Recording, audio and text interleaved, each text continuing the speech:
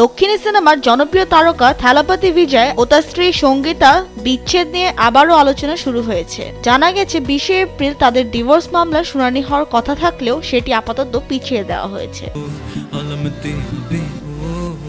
ভারতীয় কিছু গণমাধ্যম বলছে 23 এপ্রিল তামিলনাড়ু বিধানসভা নির্বাচন থাকায় শুনানির তারিখ পরিবর্তন করা হয়েছে, কারণ এই নির্বাচনে বিজয় নিজেও আলোচিত প্রার্থী হিসেবে রয়েছেন। এছাড়া শোনা যাচ্ছে খোরপোশের বিষয়টি নিয়েও দুজনের মধ্যে কথাবার্তা চলছে।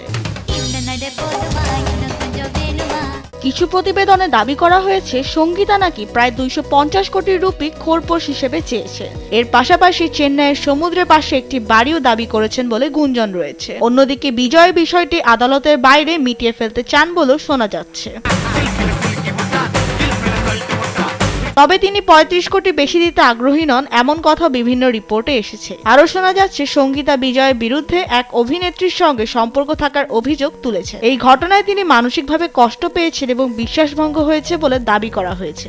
এমনকি তাদের সন্তানদের উপরও এর প্রভাব পড়েছে বলে বলা হচ্ছে। আরও একটি অভিযোগ বলা হয়েছে 2021 সালের পর থেকে বিজয় ধীরে ধীরে পরিবার থেকে দূরে সরে যেতে শুরু করেন। এই দম্পতির 2 সন্তান রয়েছে, এক ছেলে ও এক মেয়ে। তাদের ছেলে জেসন সঞ্জয়কে নিয়েও সোশ্যাল মিডিয়ায় নানা আলোচনা চলছে।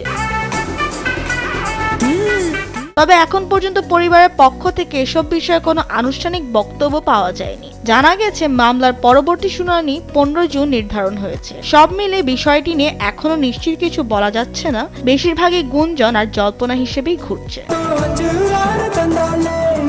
বিনোদন ডেস্ক, কালবেলা।